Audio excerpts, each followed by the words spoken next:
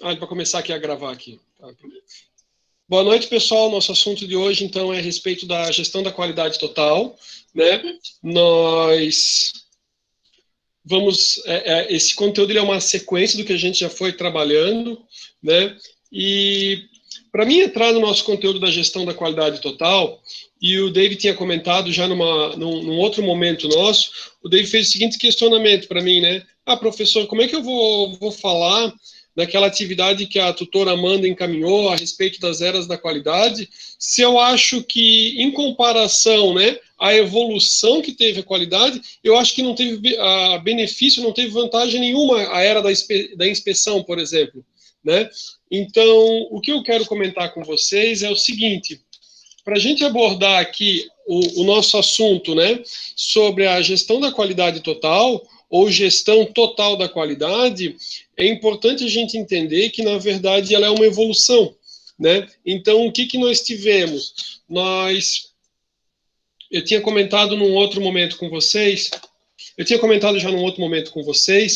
que a gente passou de um processo artesanal, logo no primeiro encontro, quando a gente vinha a tratar do que vinha a ser a qualidade, né, das dimensões da qualidade, foi bem bacana o nosso primeiro encontro, e daí a gente comentou que o trabalho, no primeiro momento, ele era artesanal, né, então aquela pessoa que ele tinha o contato com o cliente, ele mesmo já fazia o produto, já entregava, fazia o processo como um todo, e o processo de industrialização fez com que houvesse a especialização e a divisão do trabalho, beleza. Com isso, a gente vai trabalhando a ideia das eras, né, as eras da qualidade, né, numa evolução. Então, na década de 30, o que se buscou, né? Se buscou, através da inspeção, né, a certificar que o produto não saísse da empresa sem que houvesse a qualidade.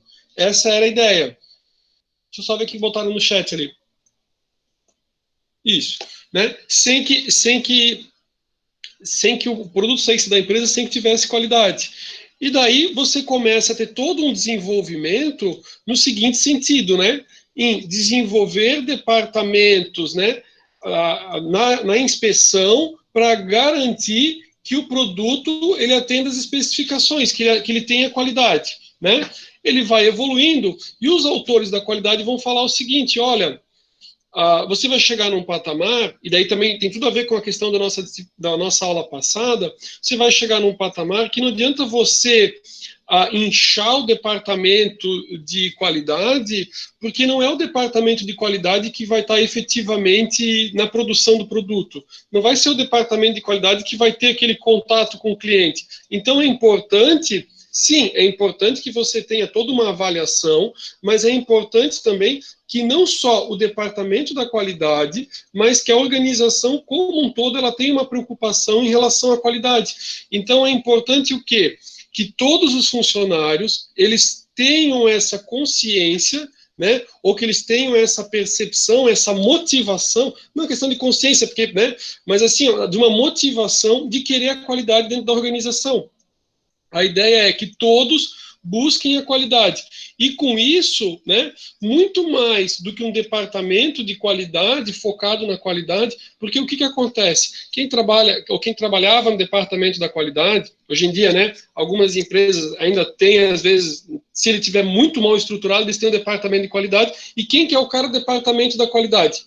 Que eu digo mal estruturado assim, que ele não está em consonância com a empresa, né? E daí o que acontece? Daí a produção vê a pessoa do departamento da qualidade como aquele chato que vem dar palpite na produção. E é isso que não se quer, né? Não se quer, por exemplo, alguém do departamento de qualidade sendo aquele chato que vai lá para dizer que o cara da produção tem que fazer assim, tem que fazer assado. É importante o quê? Que todos tenham essa noção. A gente, quando conversou a respeito dos gurus da qualidade, a gente comentou também que o Crosby foi abordar a questão do zero defeito. Lembra que a gente falou que era necessário, quem trabalhou com o grupo do Crosby, né, que era necessário que fosse produzido corretamente desde a primeira vez, que não houvesse retrabalho, né? Tudo isso que a gente foi conversando está alinhado com a nossa ideia até a gente chegar nos cursos da qualidade e entender, né, de que forma poderia funcionar melhor e toda a evolução que a gente vai seguindo. Então eu coloquei um slide aqui. Eu não coloquei no... Deixa eu só abrir aqui que o João entrou. Eu coloquei aqui o desenvolvimento histórico da qualidade. Deixa eu só um minutinho. Deixa eu postar aqui para apresentação para vocês. Ó, aí eu coloquei aqui o desenvolvimento histórico da qualidade. Eu não postei esse slide, essa informação ali, né, no slide de vocês de hoje, porque não é objetivo. Eu só coloquei para que a gente tivesse uma ideia do histórico. Então a gente partiu, né, de um momento onde o foco era na inspeção, né? Aí a gente vai para toda uma preocupação sobre os controles estatísticos, e que nem a gente conversou com o Dave comentou ali, né? Que é uma evolução. Então, o que acontece? Não é que você não vai mais ter a inspeção, mas você começa a ter ela através do uso de métodos estatísticos, né? Aí você, olha aqui, ó, o que a gente tem, ó, programa Zero Defeitos, do Crosby, e o controle da qualidade não é algo que iniciou agora no século XXI, né? A ideia da preocupação com a qualidade já é lá de muito tempo atrás, e já se começava a falar a respeito, né, de custos da qualidade e tudo mais, lá na década dos anos 50, 60, né? Então, a gente vê aqui, ó, em 1956, o assunto, né, controle da qualidade total, e daí a partir dos anos 80, né, a questão da gestão da qualidade. Eu postei para vocês, né, também conhecido como Total Quality Management, né, ou ali, né, a gestão da qualidade total, né, e a gente vai conversando. Então, beleza, agora a gente conseguiu situar historicamente, né, e entender a ideia da evolução. Então, a evolução, o que eles mencionam que existia anteriormente, né? Quando a gente começou a conversar, toda a lógica da própria ciência da administração, a gente vê que ele menciona aqui Taylor e tudo mais, né? Lá no final, para início do século passado, toda a lógica era pensando assim, ó, digamos, no empresário, no proprietário da empresa, como é que o proprietário da empresa deve fazer, o proprietário da empresa vai dizer como é que as coisas ocorrem, né?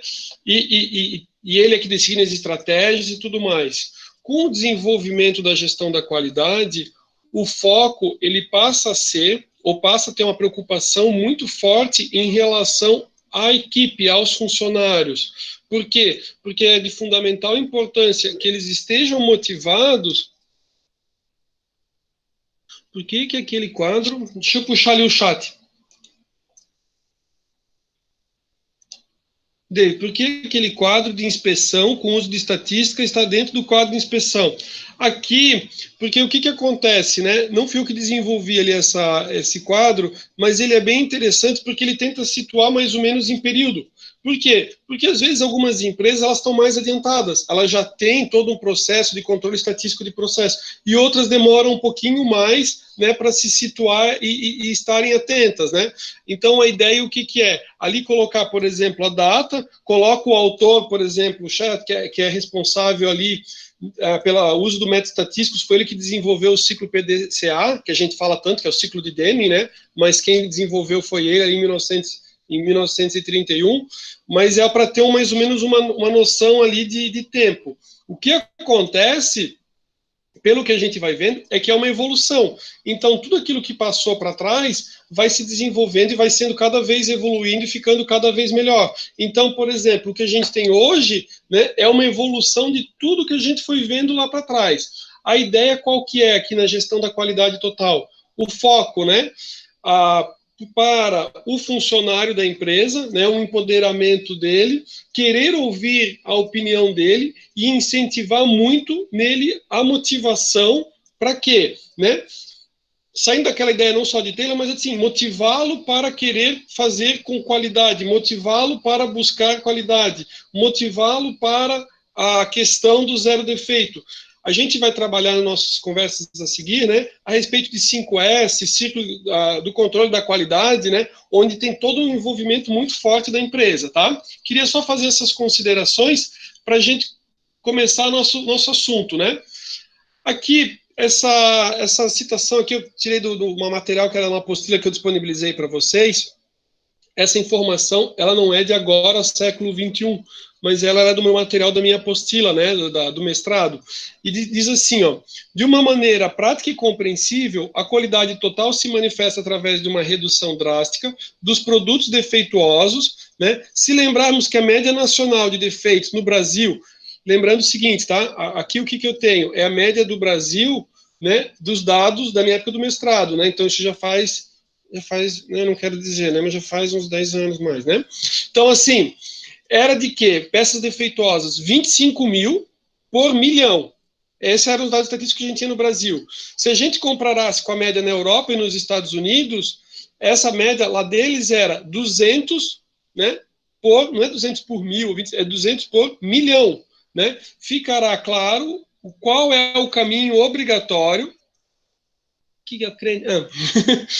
200 por milhão ficará claro qual é o caminho obrigatório para atingir uma boa produtividade, né?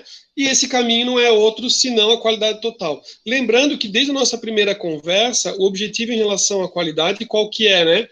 A qualidade como uma forma da empresa, né, buscar a vantagem competitiva como uma estratégia da empresa, né, para garantir não só a sua sobrevivência, mas para ela gerar maior produtividade. Né? A produtividade está justamente o que ela consegue transformar, o retorno que ela consegue ter em relação ali aos insumos, né? As saídas em relação... Além da Kingel, o que é Kingel? Não sei o que é isso.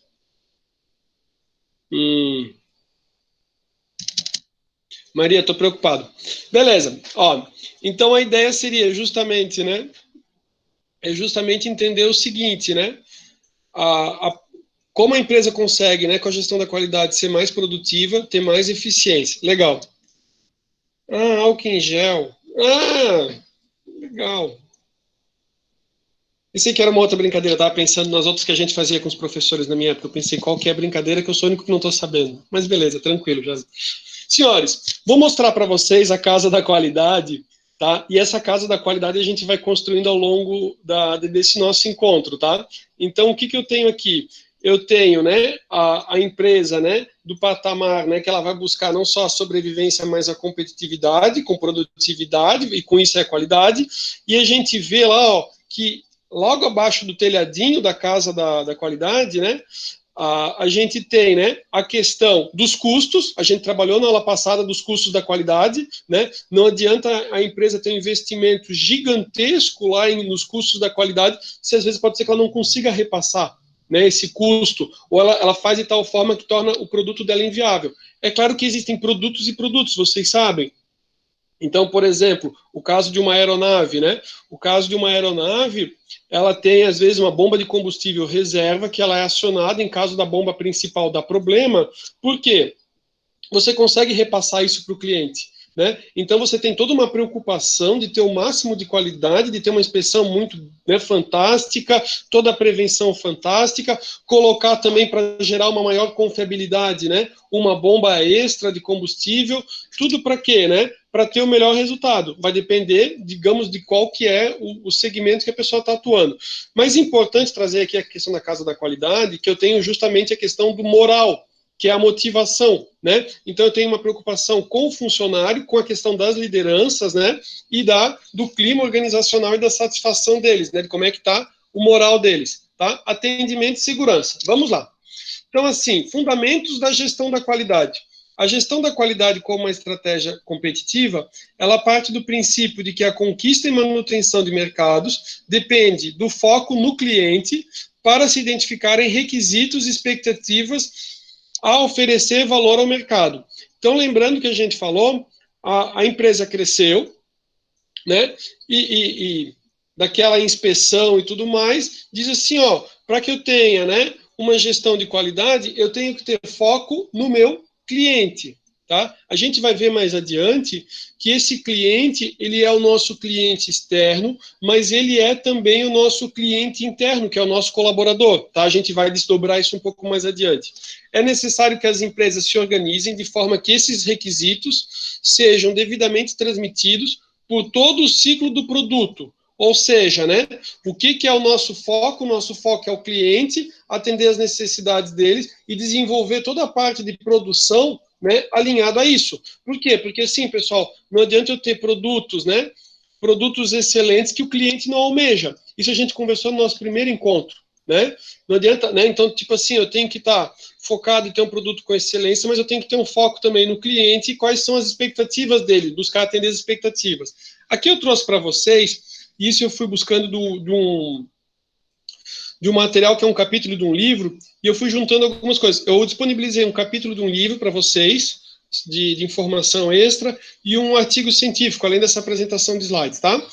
Mas beleza, assim, ó, o artigo que ele vai falar dos prêmios, eu coloquei aqui na nossa apresentação, e o capítulo do livro também a gente está conversando aqui agora, e a apresentação eu montei com base no capítulo do livro, no artigo e naquele material que era a minha apostila do mestrado, tá? Então a gente, na apresentação, a gente tem tudo aqui condensado, tá? Completo. Então aqui, ó, relacionamento entre os conceitos fundamentais da gestão da qualidade. Então a gente viu que na gestão, né, total da qualidade, ou gestão da qualidade total, né, o foco passa na liderança, pensando, né, de fomentar o moral dos funcionários. Essa liderança, né, e esse comprometimento lá com os clientes vai gerar, né, um maior comprometimento e envolvimento dos funcionários, né? O foco da liderança é no cliente, esse comprometimento também, que nem a gente consegue ver pelo fluxograma, né? A decisão ela é baseada em fatos, isso vai gerar a melhoria contínua, né? E a melhoria contínua, o foco no cliente, a visão de processos, vai gerar uma gestão da qualidade. Bem interessante aqui o fluxograma, né? Então, foco no cliente, o que vem a ser, né? Trazer a visão do mercado sobre os requisitos de produtos e serviços para dentro da empresa, ou seja, né, o mercado para dentro da empresa, e garantir que toda a organização esteja focada desses requisitos. Ou seja, todos trabalhando, né, em prol ou em foco de atender, ou a gente viu também quando a gente foi trabalhar no nosso primeiro encontro, que nem sempre o cliente tem a noção, então é superar as expectativas do cliente, né? Muito mais do que atender, é superar, que é onde justamente vai gerar o encantamento e vai gerar a fidelidade, né? Então aqui, primeiro momento, quem é, né? Ideia de foco no cliente. Quem são os nossos clientes, né? De que forma que é possível identificar quais são os requisitos dos clientes e avaliar o grau de atendimento. Então, assim, qual que é meu foco? Quem que é o cliente que eu vou atender? Né? Quais são os requisitos que eu tenho que atender para identificar que eu vou ter qualidade? Né? E como é que está esse meu nível de satisfação em relação a essa qualidade? Né? Como focar a organização no atendimento? Então, aqui, o que eu estou fazendo? Eu estou identificando, né, quem que é meu nicho, qual que é a expectativa dele, como é que eu estou em relação aos meus concorrentes, em relação ao mercado, e como é que eu posso fazer isso internamente para melhoria dos meus processos, né? A gente vai ver até a ideia, né, que a gente está tratando, que é assim, com a concorrência, os concorrentes também vão melhorando. Então, eu preciso ficar num processo também de melhoria contínua dos meus processos. As expectativas dos clientes vão aumentando e o meu processo também tem que ser melhorado de forma contínua. Aqui eu só mencionei, achei importante, né, mapear clientes, identificar os requisitos e avaliar o grau de satisfação, a ideia do foco no cliente. Exemplo de clientes na cadeia de fornecimento. Aqui a gente, só para a gente ter um parâmetro, quem que seriam, né? Isso aqui é um caso de uma montadora, então, uma fabricante de autopeças. No caso de uma fabricante de autopeças, né? Quem seriam os seus clientes diretos? O cliente direto é a montadora, né? Quem mais? O mercado de reposição, que é o quê? Vai vender as peças para quem vai consertar o veículo. Mas, de forma indireta, né, tem que buscar atender a necessidade do consumidor, que é o cliente indireto. Beleza, interessante também. Quando a gente fala em gestão total da qualidade, gestão da qualidade total, a gente também tem que ter, quando a gente vai falar do foco do cliente, eu comentei, só não tinha na apresentação, que esse foco no cliente ele é muito mais do que aquele cliente externo, como ele é também o nosso cliente interno. E a preocupação da gestão, se é uma gestão total da qualidade, né? Ou gestão da qualidade total, é justamente fazer o quê, né? que estejam cliente externo, meu cliente interno, que é o meu funcionário, assim como toda a cadeia de suprimentos envolvida e também todos digamos, os acionistas, né, a sociedade, todo mundo que, né, possa fazer parte, que são conhecidos como stakeholders. Vocês já ouviram stakeholders em outros momentos, até na nossa aula, e outros professores falaram, né? Então, assim, ó, expectativas em relação aos clientes é atender aos requisitos, as exigências, né, necessidades dos clientes. Os funcionários, né, um ambiente desafiador, um ambiente gratificante, né, onde a pessoa tenha vontade de trabalhar, de estar lá, né, onde o seu talento seja reconhecido e onde haja uma compensação financeira, né? Não adianta você ter o ambiente mais bonito, mais bacana da face da Terra, né? Só que chega no final, o cara não consegue pagar as contas, né? No começo o cara se empolga pra caramba, tá lá, o ambiente é legal, tem sala de descanso, tem um monte de coisa, tem academia, tem não sei o quê. Só que se o cara decidir sair de casa para, né, ter sua casa própria, o cara já não consegue porque não é suficiente. Então, assim, tem que haver um equilíbrio, né? Então tem que haver uma compensação financeira. Se simplesmente houvesse uma compensação financeira, mas o ambiente, o clima organizacional não fosse legal, né, você não se sentisse valorizado, você também não ficaria. Então a ideia é, né, desenvolver a organização para que haja sim um ambiente, né, desafiador, um ambiente que busque, né, que você fique se inovando, que ele também seja um ambiente que se inove, que não seja um ambiente monótono e que faça você se empolgar, tá? Cadeias de suprimento, acordos de longo prazo, relações mutuamente benéficas, os acionistas, né? O foco dos acionistas é justamente o quê, né? Valorização da marca, valorização da empresa, dar o máximo de retorno para o acionista, né? Agências reguladoras. As agências reguladoras, aqui a gente está falando ainda mais que com todo esse assunto, né, desenvolvimento sustentável, desde a conferência de Estocolmo. Eu não sei se vocês já tiveram a disciplina de gestão socioambiental. Eu acho que já, estão na 7ª fase, né? Já tiveram a disciplina de gestão socioambiental? Deixa eu ver aqui no chat o que o pessoal me responde. Rúbia, já, Nayane, sim, Davidson, sim, Laine também. Então, Maria também respondeu que sim com um adjetivo antes. Beleza, beleza. O que acontece em relação à questão, né? Tem lá a ONU com a Conferência de Estocolmo, e daí começa a existir uma pressão internacional e existe uma preocupação com o meio ambiente, né? Então, aqui, o que acontece? A empresa, ela é obrigada, né, assim, ó, no mínimo, a atender às exigências legais, né? E depois ela vai muito mais, por quê? Porque, como a gente viu, se você tem uma empresa, né, que ela tem uma preocupação com o desenvolvimento econômico, desenvolvimento ecológico, né? Isso vai fazer com que ela também tenha uma marca bem vista e bem reconhecida. Então, isso vai gerar valor para o acionista, vai fazer com que as vendas aumentem, vai transformar ela numa empresa com maior eficiência. Então, a ideia qual que é?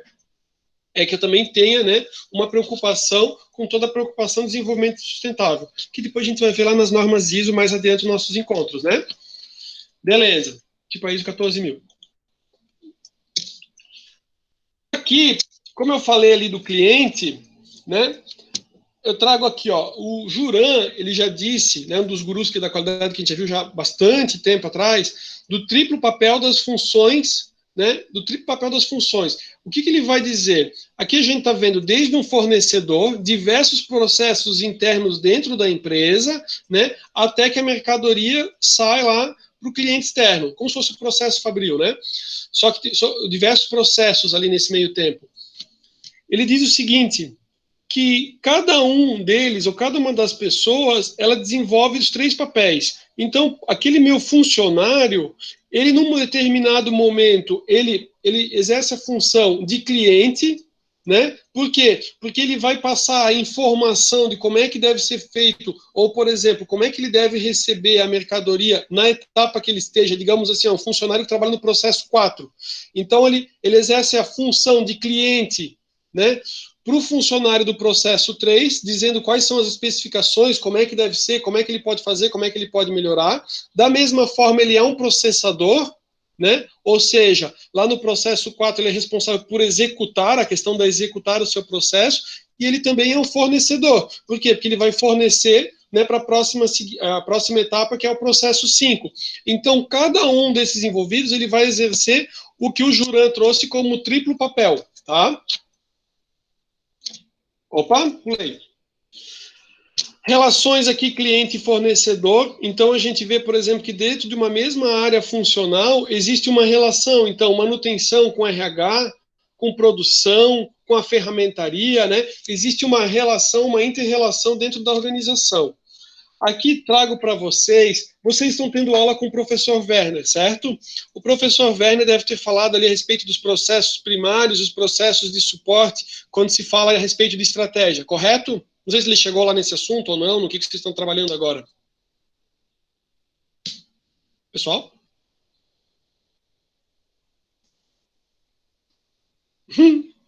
Beleza. Ó, aqui o que eu tenho, né? Eu tenho o processo... Professor, Oi? por que manutenção e produção, a seta ela tá em evidência ali no slide anterior?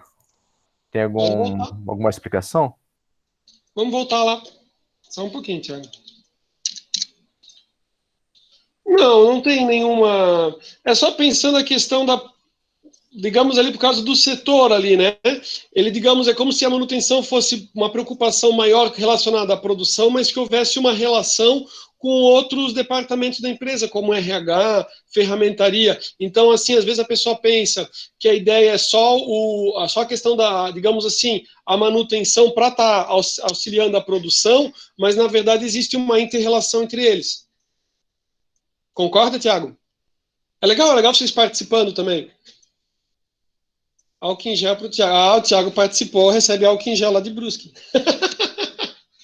Gostei. Então tá, ó. Depois vai ficar gravado isso. Ó, pessoal, então assim, ó, dos processos primários, né? Eu tenho toda a questão, né? Lembrando, gestão da qualidade total, ele vem, né? Desde compreender o mercado, compreender o cliente, lá na questão do ciclo do produto, até ele, digamos, né?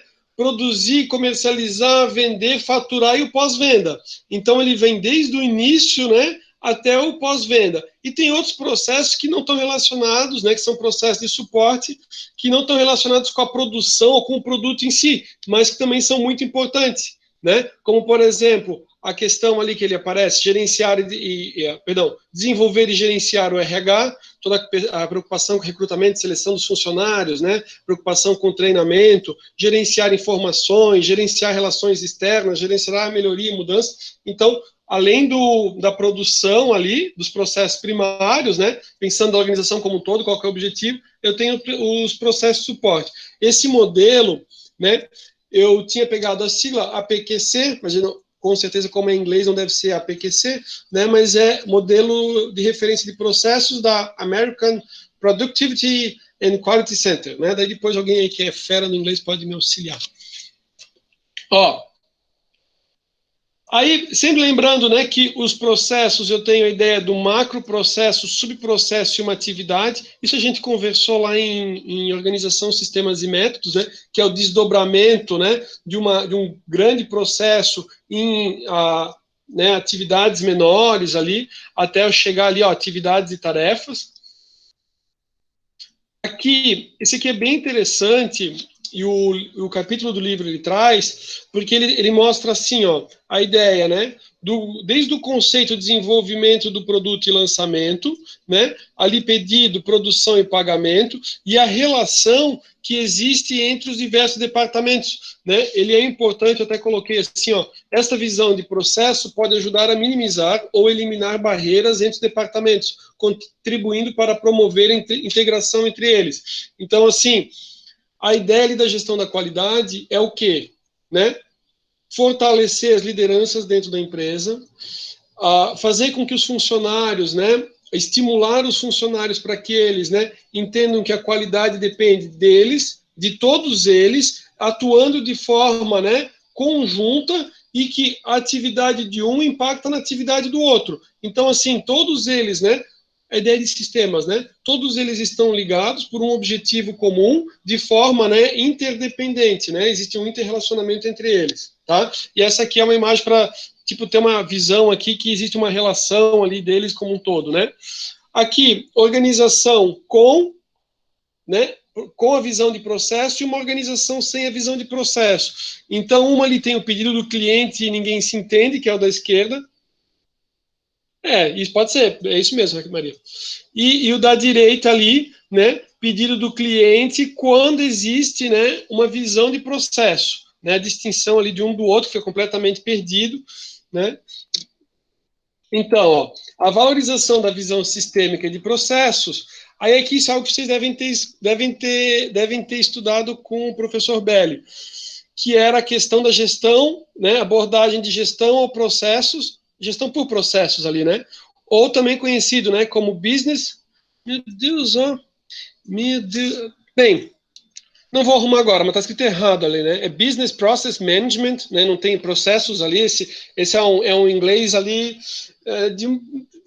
meio desconfiando ali, né, e a gestão por processo. Então, assim, ó, a valorização da visão sistêmica de processo levou ao surgimento, nos anos 90, da abordagem de gestão por processos, tá?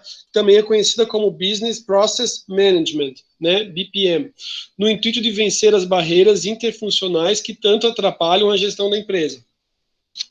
Tiveram isso com o professor Belli, né? Foi o Belli que deu a introdução à administração para vocês e conversou? Ou foi outro professor, pessoal? Gilmar, foi o professor Gilmar, legal. Aí a gente, TGA. Então a gente vai entrar justamente na ideia, né, da melhoria contínua, né, o foco da gestão total, né, da qualidade como foco na melhoria contínua, sempre pensando numa abordagem científica. A abordagem científica é assim, ó, não é um achismo, né? É com toda uma pesquisa, com dados, com números, né? Vocês viram, a gente vai trabalhar, a gente chegou a comentar um pouquinho o SM, agora a gente vai trabalhar específico na área da qualidade, quando a gente trabalha controle estatístico de processos, né? Então é com isso que a gente vai fazer a melhoria contínua. Senhores, eu comentei com vocês o seguinte, ó, que o estudo, né, da administração, ele sempre teve no começo, inclusive na preocupação da qualidade, com o foco do proprietário da empresa, né, determinando como deveria fazer, né. Na gestão da qualidade total, eu falei assim, ó, que existe uma preocupação muito forte em, né, empoderar os funcionários e fortalecer a liderança. O que acontece? Pensem comigo. Aqui, na melhoria contínua, tem duas possibilidades. Uma melhoria, né, contínua, né, e eu tenho uma melhoria radical, né. A melhoria radical, ela é mais drástica, né, quando você dá um salto, assim, em termos de desenvolvimento. Só que o que acontece? Uma melhoria radical, de forma geral, o que ela acaba exigindo? Ela exige que a empresa faça investimentos. Né? Geralmente a melhoria radical, ela vai envolver, claro que ela envolve a participação dos funcionários com sugestões de melhorias e tudo mais, só que ela exige que a direção da empresa faça um aporte de recursos, mude o layout da empresa, né? Faça um aporte grande de dinheiro para que daí realmente ela aconteça, né? Equipamentos mais novos, modernos, um novo processo. A melhoria contínua, ela está mais focada no quê? Na rotina do dia a dia, onde os funcionários vão sugerindo melhorias e vão fazendo as alterações nos processos. Então, qual das duas? Na verdade, não é qual das duas. As duas são excelentes, né? Numa delas, eu vou ter, digamos, uma participação grande dos funcionários, né? E que é a questão da melhoria contínua. E na melhoria radical, eu também tenho uma participação forte dos funcionários, só que eu dependo, digamos, da direção da empresa, dela fazer esse aporte de recursos. Tá? Aqui é interessante para fazer uma distinção ali entre as duas, a gente vai ver nos próximos slides eles comentando, a gente vai ver no próximo, mais adiante aqui. Tá?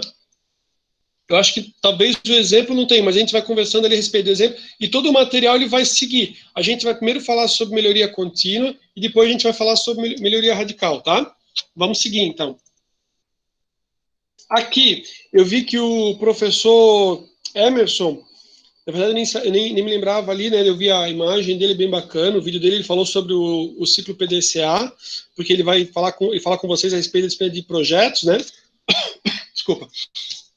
E a melhoria contínua, ela tem muito a ver, né?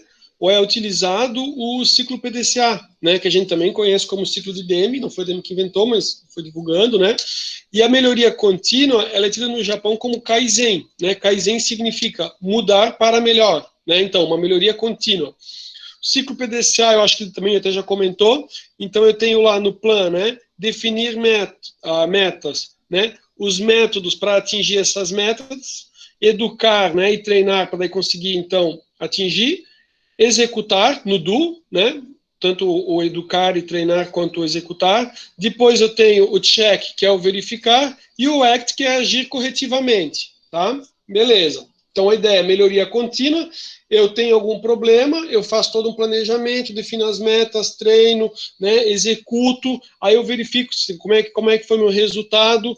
Ah, foi excelente, não preciso de ação corretiva, é uma coisa, né? Aí vou solucionando novos problemas. E eu vou atuando assim de uma forma, né, contínua. Lembrando, né, que eu falei para vocês, as expectativas dos clientes também vão mudando, a concorrência também vai se fortalecendo, né, e cada vez você vai melhorando seus processos. Eu comentei com vocês, acho que nos nossos primeiros encontros, como eu trabalhei numa tinturaria industrial, eu fui sentindo, por exemplo, né, do processo que a gente tinha uma tolerância que era pequena, mas a gente tinha uma pequena tolerância de variação em termos de cores, né? E com o passar dos anos, não estou falando de muito tempo, estou falando de pouco tempo, com o passar do tempo, cada vez mais essa tolerância ela se tornou menor. Ou seja, a variação tinha que ser, né, praticamente zero. Por quê? Porque eram pedidos para o exterior e o maquinário foi se desenvolvendo. Então, quando eu tinha um maquinário, né, o cara ia lá, fazia toda a solução e colocava na máquina, e era um processo muito mais artesanal, era aceito uma certa variação de tonalidade de cor. Agora, se eu tenho todo um equipamento, o equipamento é para ser preciso, né, não são mais aceitos. Então, o cliente não aceita mais que a mercadoria tenha variação, então toda a cadeia, eu que estava na parte de tinturaria, para depois da tinturaria ir para toda a parte de produção ali da peça, né, também já não poderia mais aceitar a mercadoria daquela forma, tá? Aqui o ciclo PDCA, né, pensando ali no desenvolvimento, então eu corro o ciclo, vou para uma nova etapa, e assim eu vou cada vez mais melhorando os meus processos. Então eu vou fazendo, né, girar a roda do ciclo PDCA. Estava dando uma olhada ali no chat para ver se tem alguma outra mensagem que aparecia para mim, uma mensagem. Aqui, a implantação e controle da rotina do dia a dia, então que nem a gente foi vendo, né, vai acontecendo de forma contínua, a gente está fazendo a melhoria contínua através da rotina do dia a dia. Aqui eu tenho um outro autor, e ele apresenta aqui o processo de melhoria contínua, né? O autor é Shiba et al., então é Shiba e outros autores, né? Então eu tenho lá, ó, no nível de experiência e no nível nível do pensamento e o nível de experiência, né? Então eu tenho lá, ó, os problemas, quer ver, ó, deixa eu botar a setinha aqui. Ó, seleciono o problema, né? Aí planejo a solução, tá tudo certinho, padronizo, reflito sobre o processo seguinte. E daí eu vou selecionando, isso aqui no nível do pensamento. E ao mesmo tempo eu tenho na experiência, que nem a gente falou, é tudo científico, né? Então eu estou coletando dados, eu estou analisando, eu estou implementando a solução, estou avaliando os efeitos, e a ideia qual que é, né? Eu seleciono, resolvo, executo e eu padronizo, né? Ou seja, vou fazer com que esse seja o processo agora, o processo adequado para ser seguido. Aqui, eu estou pensando na ideia, né, da organização como um todo. Se eu estou falando de gestão total, eu penso ela num nível também da organização, do topo da organização. Lembra que a gente falou sobre a questão, né, da mudança radical, ali, ou da melhoria radical? Então, eu tenho ali no ambiente no ambiente, digamos, da cúpula da organização, pensando lá num planejamento estratégico, né, da organização. Não coube tudo num slide, então eu coloquei em dois, tá? Então eu tenho primeiro ali aquilo que a gente já conversou em outra aula, a Maria falou a respeito de uma outra aula de análise SWOT, né? Eu tenho ali como se fosse uma análise SWOT, né? Para desenvolver ali qual que é a razão de ser da empresa, que é a missão, visão onde eu quero chegar nos próximos anos, meus valores, minhas estratégias. Aí eu tenho a direção, né? E eu tenho todo ali, ó, o caminho do planejamento estratégico. Então, identificar problemas, classificar, priorizar, pensando no nível, digamos, da cúpula da administração, de como é que ela vai fazer. E ela vai desdobrando, né? Então, eu tenho lá aquele planejamento. Aqui não vai aparecer um pouco mais adiante nos próximos slides, mas eu tenho todo um planejamento, né, de longo prazo que eu transfiro para médio, curto prazo.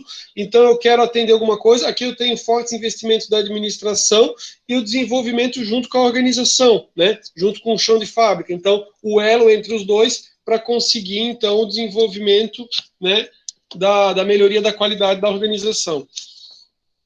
Como etapas do método de análise e solução de problemas, os autores trazem a utilização do MASP, né? Quais são as etapas, né? Então ele traz lá, ó, 1, identificação dos problemas, 2, observação, 3, análise, 4, plano de ação, né? Como é que eu planejar a ação, depois verificação, bloqueio, né? O bloqueio foi efetivo. Vejam que ele aparece como um fluxograma que a gente estudou em OSM, né? Se o bloqueio não foi efetivo, lá no item 7 ele retorna para o 2, que é observar de novo, analisar, plano de ação e ação. Se ele foi efetivo, ele já vai lá para padronização e conclusão. Então eu tenho o MASP, né, que são todas as etapas do MASP. Eu consigo do lado esquerdo ver ele em comparação ali ao ciclo PDCA, né, que é o plano do Check and Act, ou seja, planejar, fazer, executar e agir ou corrigir. E o fluxograma, e eu tenho ali o objetivo de cada uma das etapas, né? Esse material está ali, depois vocês até podem ver os objetivos, bem bacana também. Tá todo mundo comigo? Estão acompanhando? Todo mundo aí?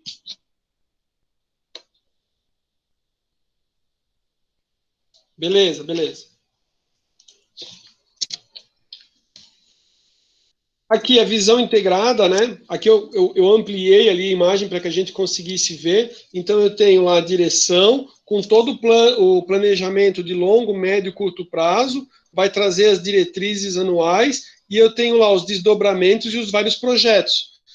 Aí eu tenho todo o gerenciamento por projetos, a preocupação com as diretrizes. Lembra que a gente falou, que eu falei que vocês tiveram aula com o Belli em TGA lá?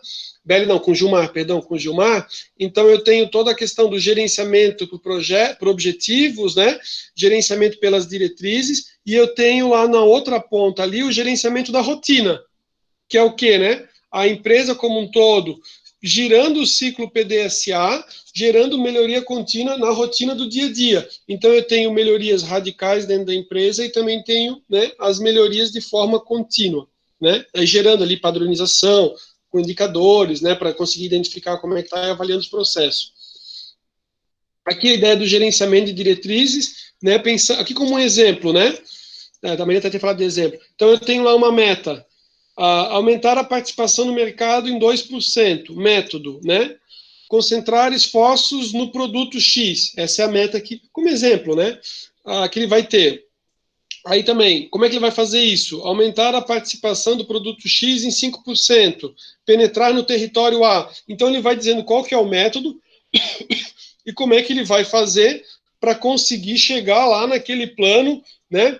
Para que ele consiga, no final, atender os planos de médio e longo prazo, né? Então, você vai desdobrar aquele objetivo lá da empresa, eu quero ser referência nacional, eu quero ser líder nacional no segmento ou com tal produto, né? Como é que eu vou fazer isso? Aí isso vai ter que se reverter e cada um dentro do seu setor, dentro da sua empresa, vai dizer assim, como é que eu posso fazer para chegar, né, para que a empresa consiga chegar nisso lá? Então, vai desdobrando e vai tendo as várias metas para os vários setores.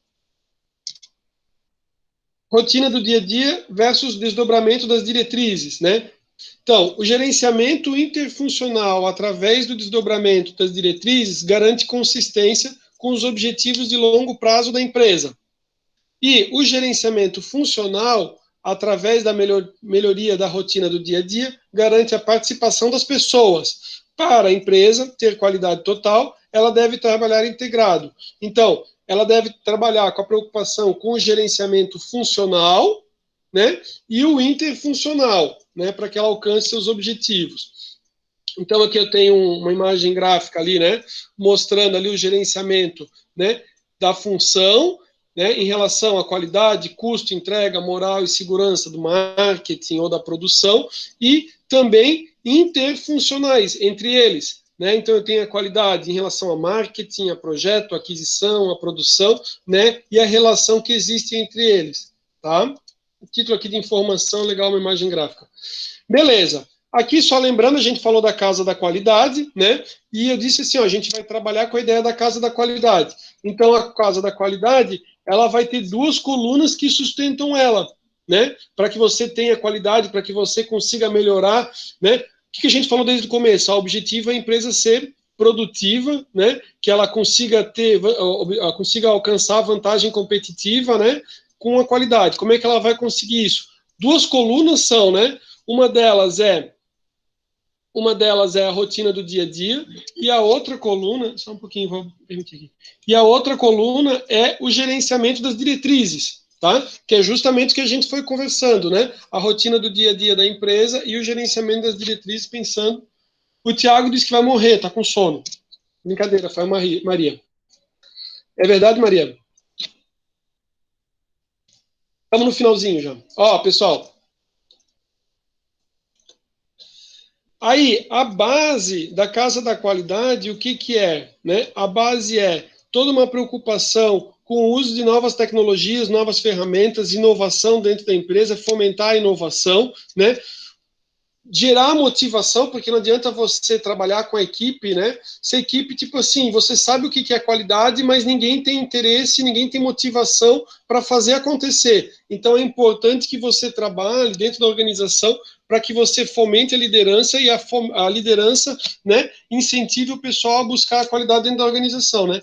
E a educação e o treinamento, porque se entender o seguinte, só se consegue melhoria nos produtos, melhoria nos processos da empresa, né, melhores serviços com o treinamento. Por quê? Porque são as pessoas que vão fazer com que essas melhorias aconteçam.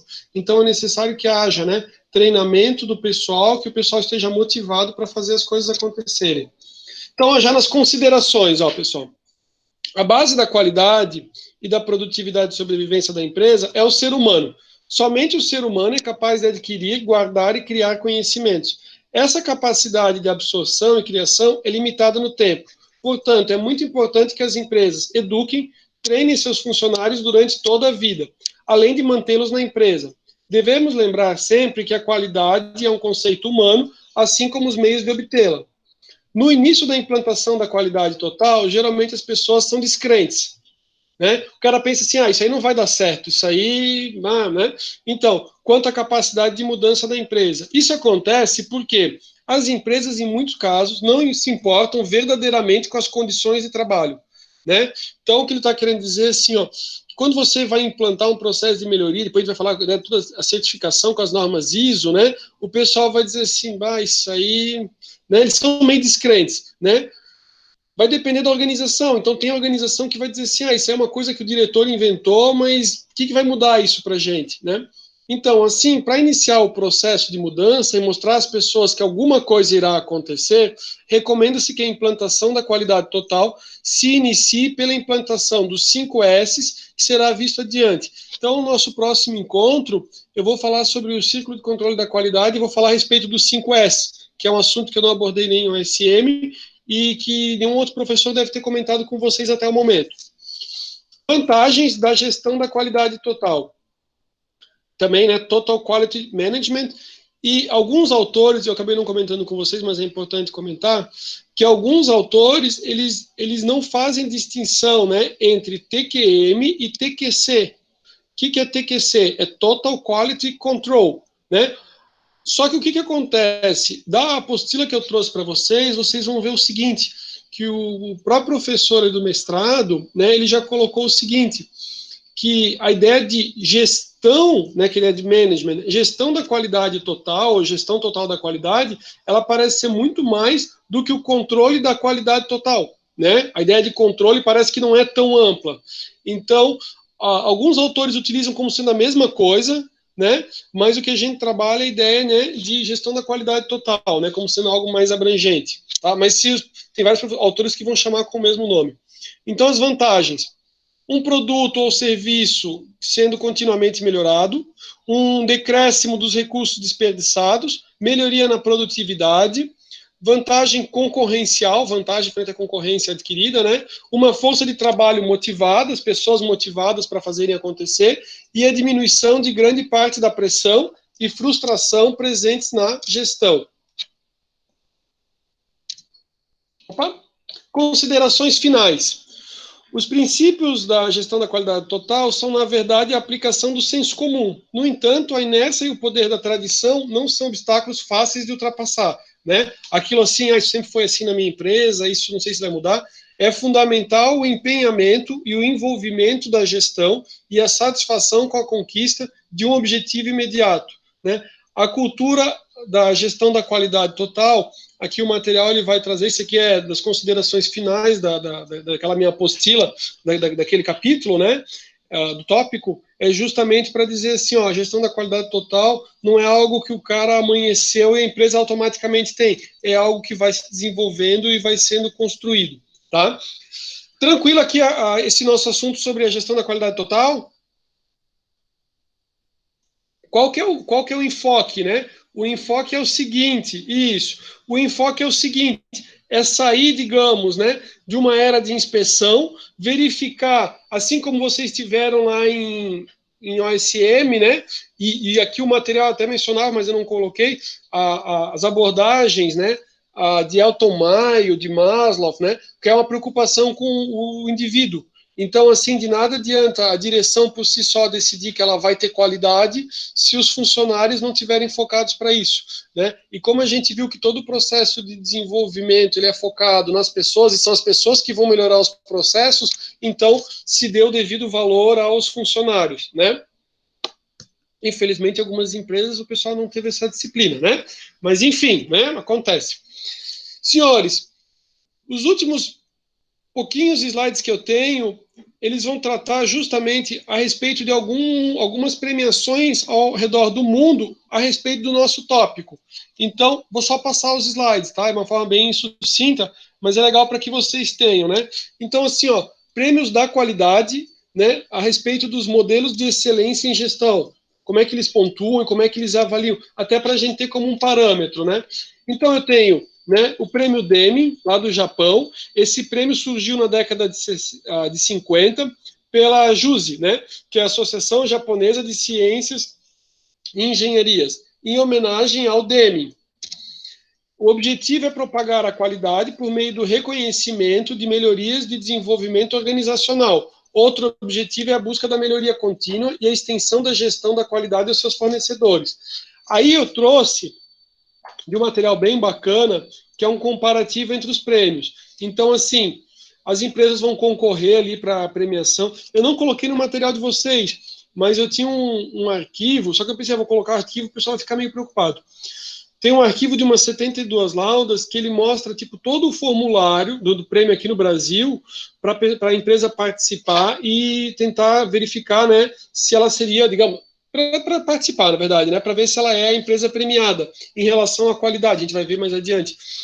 E daí ele traz esse arquivo com 72 folhas. O cara praticamente responde umas 30, 40 folhas ali a respeito, né, de várias etapas, então, ou de vários critérios. Aqui a gente está vendo os critérios de Deming, depois eu vou chegar naquele nacional, tá? Mas eu não vou botar o artigo de 72, podem ficar tranquilos. A não ser que vocês queiram a título de informação, posso postar, bem legal. Ó, então, assim, ó, critérios de avaliação, né? Políticas de gestão, desenvolvimento de novos produtos, manutenção da qualidade, os sistemas que ela utiliza para a gestão, a análise de informação e TI, desenvolvimento de recursos humanos. E a pontuação vai até 100.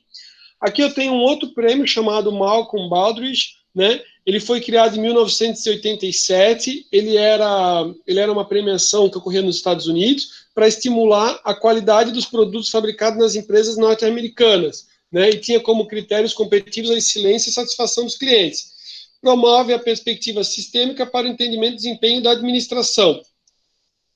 Aí, aqui como é que era a ideia, né, de liderança. Então você vê como é importante a questão das pessoas, e ele mostra ali como se fosse um fluxo ali, um fluxograma, né, uma imagem gráfica ali do modelo de excelência deles, né. A gente vê fortemente ali as pessoas, né, foco na liderança, e a pontuação deles vai até 1000. E como é que era o critério de pontuação, né?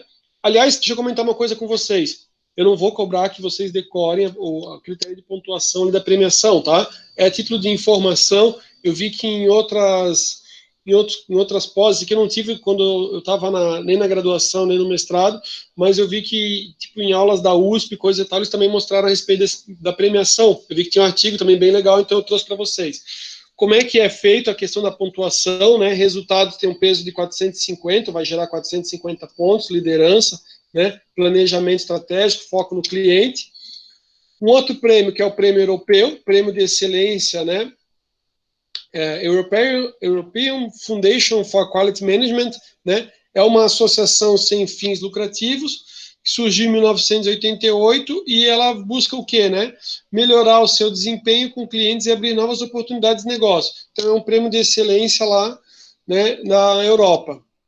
Aqui eu trago também, vocês veem a questão dos meios e resultados, a preocupação com a inovação, né, a questão da melhoria, inovação, aprendizagem, fortemente vendo também a questão da liderança das pessoas, né, a importância das pessoas. Aqui como é que funciona a pontuação, né, resultados chaves, desempenho, processos e tudo mais, bem bacana como é que funciona. E aqui a gente tem lá o nosso Prêmio Nacional da Qualidade, foi criado em 1991, tem como requisitos alcançar a excelência do desempenho e se destacar na competitividade. Desculpa. E ele tem uma constante troca de informações, métodos e sistemas. Aí aqui eu tenho ele, né? Então eu vou botar no outro slide, fica melhor para ver. Ó, informações e conhecimentos, clientes, pessoas, resultados, estratégias e planos. Aqui eu trouxe de uma apresentação que eu tinha da USP, mas dá para acessar direto, né, ali a respeito do prêmio PNQ, você consegue achar, né? E daí você consegue até visualizar. Isso aqui eu trouxe do material ali, bem bacana. Aqui como é que é feita a pontuação, também 1000 pontos, 450 para resultados, processo, esse é nacional, esse aqui no Brasil, né? E aqui eu trouxe, por final, isso aqui foi um artigo escrito, né, em 2013, publicado em 2014, que eles fizeram um comparativo entre os prêmios, o prêmio Deming, o Malcolm Baldrige, né, o europeu e o nosso prêmio aqui, né, nacional de qualidade, entre eles aqui, né? Então, assim, ó, nessa nossa conversa de hoje, a gente foi conversando um pouquinho a respeito da evolução, né, da qualidade. Eu comecei, na verdade, falando um pouco da evolução da qualidade, para chegar justamente, né, sobre a gestão da qualidade total.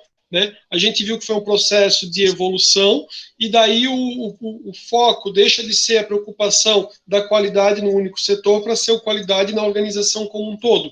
Né? Todos pensando, preocupados com a qualidade. Na verdade, até posso ter expressado mal, né? Ah, bem legal. Eu vou depois disponibilizar ali, Thiago. Eu tinha até do site ali, vou montar o link ali. E o Sebrae também participa. Aguente um minutinho em linha, me dá um minutinho aqui. Deixa eu mostrar para vocês aqui um arquivo que eu tenho, só um pouquinho, fiquem aí.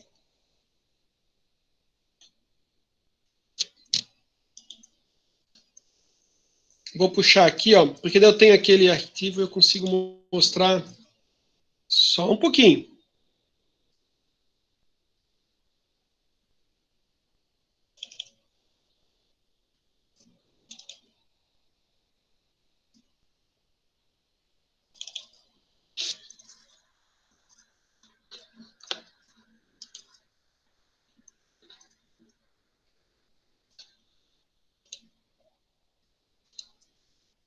Ó, esse aqui era um de 2015, tá? Opa, aqui, ó. Questionário de autoavaliação. Lembra que eu falei que tinha 72 laudas? Ó, prêmio MPE, que é o que a gente acabou de ver ali, né? Do PNQ, Prêmio Nacional de Qualidade, tá? Quer ver? Depois eu puxo ali. E daí, quem que participa dele, né? Que foi a grande pergunta, né? Deixa eu fazendo assim, ó. Deixa eu reduzir aqui. Aqui. E vou só passar algumas folhas em relação a questionários ali, ó.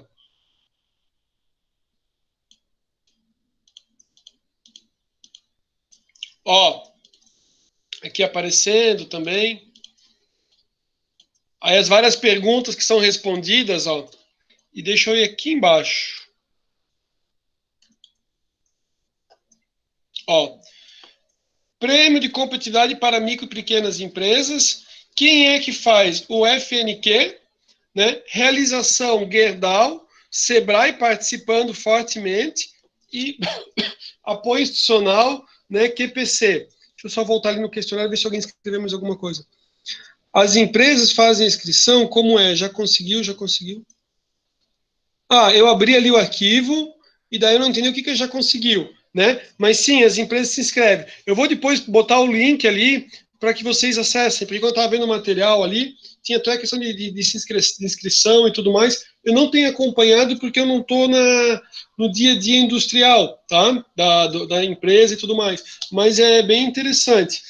Aqui, no caso, isso aqui é 2015, são empresas, da micro e pequenas empresas aqui são empresas com faturamento até 3 milhões e 600 por mês, de qualquer ramo. Beleza, aí a gente vai ver, já logo em seguida a gente conversa mais.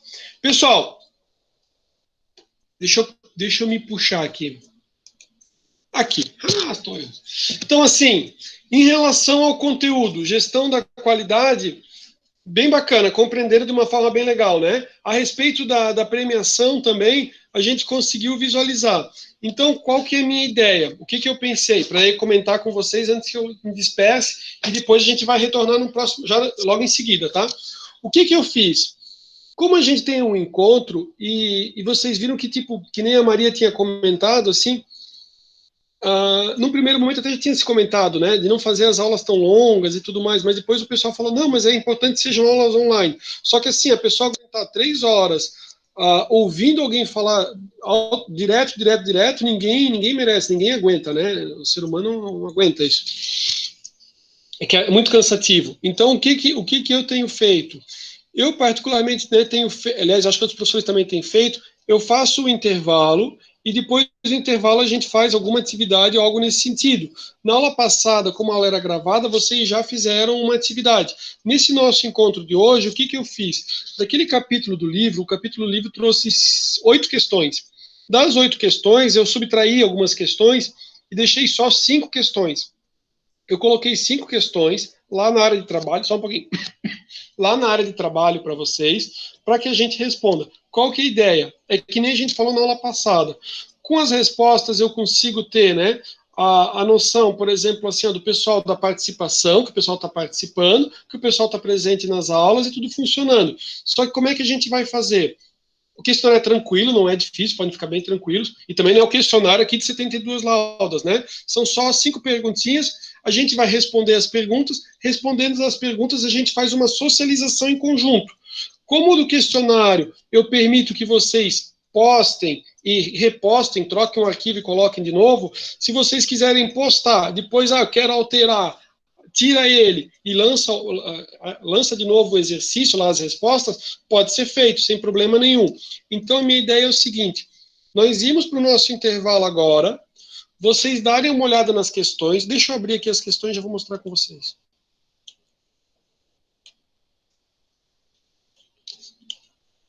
Ó, deixa eu ver se eu estou aqui na tela. Aqui eu estou na tela aqui como aparece para mim, né? Não é como aparece para vocês, mas quando eu vou fazendo eu tenho que dizer se é um arquivo, se é um link, se é um vídeo, e vou, aqui ó, vou dizendo o que é, né, e vou lançando. Então essa é a nossa aula de hoje, eu coloquei uma... Você podia exemplificar um pouquinho melhor das mudanças radicais e a contínua, né, professor? Posso sim. Então, assim, ó, beleza, bem legal. Maria Raquel, professor, tem uma dúvida, pode me responder agora? Não, posso responder agora.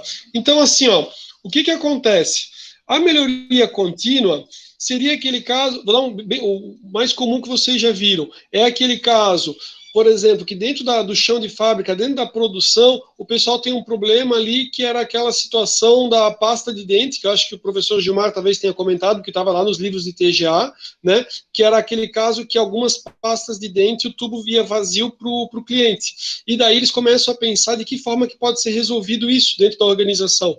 E daí se pensa que é o seguinte, olha, talvez o ideal seja comprar um outro maquinário, substituir o maquinário, melhorar o processo, e todos envolvem um investimento bem grande, né?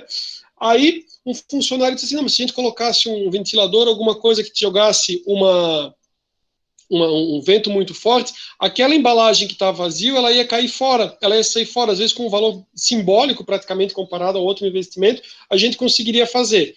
Isso é um exemplo de uma melhoria contínua. O que acontece? Empresas que nem a Toyota, o chão de fábrica vai dando sugestões de melhoria na empresa como um todo. Então, assim, alguém que descobriu uma forma de resolver melhor, um exemplo de uma melhoria contínua na faculdade e na organização. Eu comecei com as aulas gravadas ali pelo YouTube, né? A fazer as aulas gravadas. Aí o próprio grupo foi comentando o seguinte...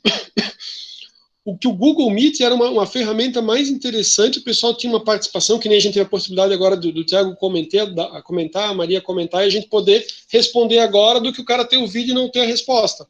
Então, assim, é uma forma, digamos, de eu lá na produção, desenvolvendo as minhas aulas, sem ter feito nenhum tipo de grande investimento, melhorar a minha rotina diária e melhorar em relação à satisfação de vocês na aula. É um exemplo de uma melhoria na rotina. É uma melhoria contínua na minha rotina do dia a dia, beleza?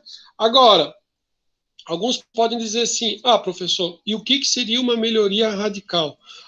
Aí alguém vai dizer assim, professor, uma melhoria radical é o seguinte, o Unimestre é show de bola, mas eu acho que o Unimestre deveria ter um sistema onde o vídeo já deveria ser gravado automaticamente no Unimestre e não no YouTube. Por quê? Porque não deveria depender do YouTube.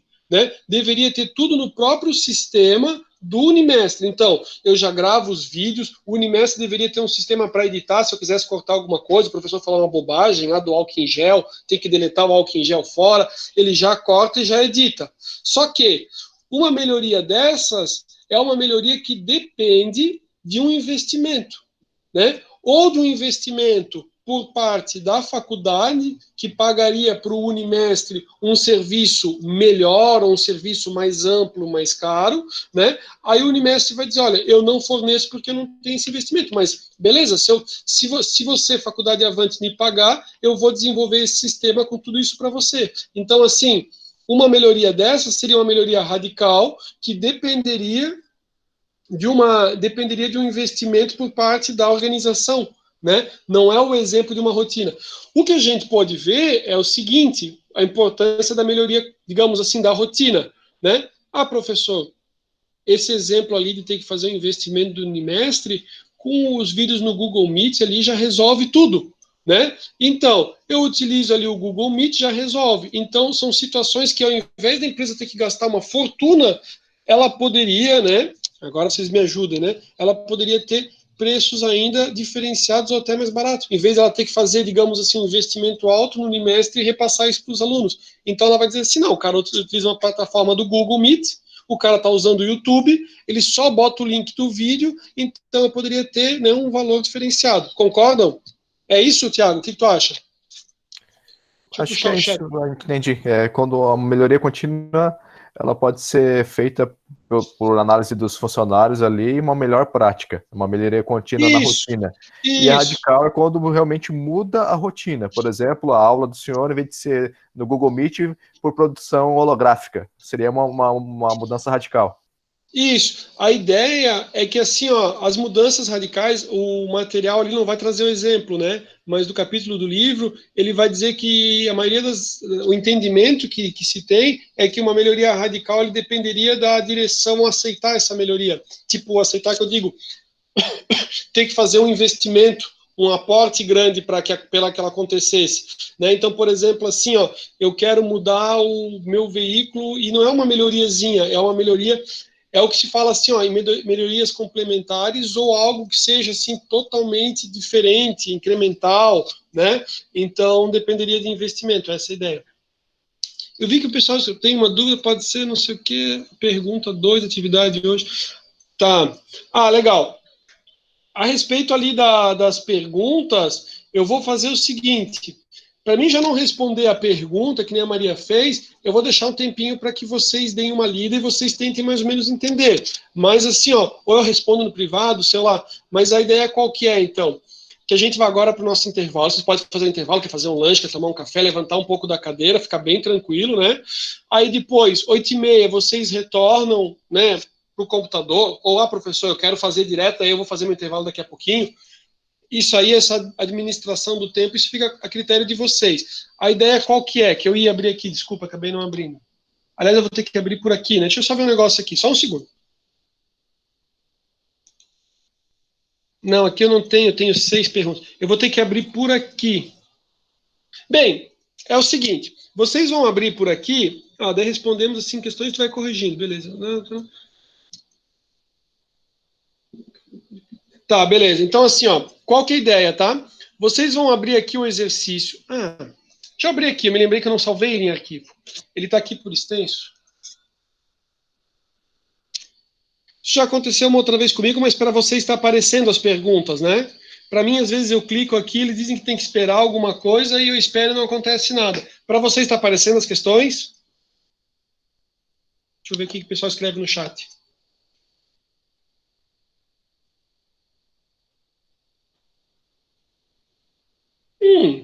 Legal. Ó, o David falou o seguinte, pessoal, para que a gente fizesse um fórum e daí a gente responde as questões e vai corrigindo. Legal. Eu tinha pensado em a gente utilizar o chat, mas posso abrir o fórum e a gente colocar no fórum e a gente conversando no fórum ali a respeito das questões. A ideia realmente é o quê? Que a gente termine a aula com as questões debatidas em grupo. Então, o que eu vou fazer? A gente vai para o nosso intervalo, eu vou criar o fórum, vou colocar... Vocês colocam o fórum com tudo ou vocês vão botando cada uma das perguntas e daí o pessoal vai respondendo, é isso? Bem, eu vou criar o fórum nesse momento de intervalo de vocês. Professor. Oi. Alguns professores, eles estavam colocando todas as perguntas no corpo do fórum, e daí a gente ia respondendo, aí como se fosse ali na atividade, num documento do Word, coloca as questões, só que daí no fórum. Aí o enunciado ficava no corpo do fórum. Mas não era melhor, talvez, eu botar cada pergunta como uma questão, e daí cada um escreve em cada uma das questões, e aqui no Google Meet a gente conversa sobre todas? Vai de uma em uma? O que vocês acham? Ou é até mais chato?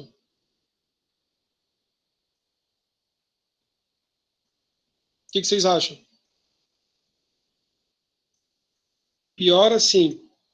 Tá. Pior assim, então é melhor botar tudo junto, né? Faz como o David falou. Beleza. Vou colocar todas as perguntas juntos e daí vocês vão colocando no fórum e a gente vai conversando. A minha ideia qual que é? A gente finaliza hoje com a resolução das questões ali no fórum.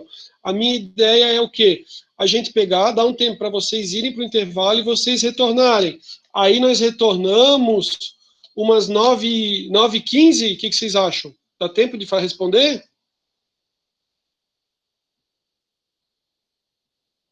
Pode ser, né? Aí 9h30, pode ser. 9h30? Ok, então tá. E daí, então 9h30 a gente retorna e daí a gente faz a correção do que o pessoal foi colocando lá no fórum, tá? A gente faz um bate-papo e a gente faz o fechamento do nosso conteúdo, tá bom? Obrigado para vocês, bom intervalo, acabei passando alguns minutos ali do horário do intervalo, vamos para o intervalo, 9h30 a gente volta e daí a gente vai debater o fórum. A gente volta aqui, na verdade, no Google Meet, né? Mas vocês vão estar lá escrevendo no fórum e colocando antes disso, tá? 9h30 a gente volta para o Meet para debater o assunto. Valeu, um abraço.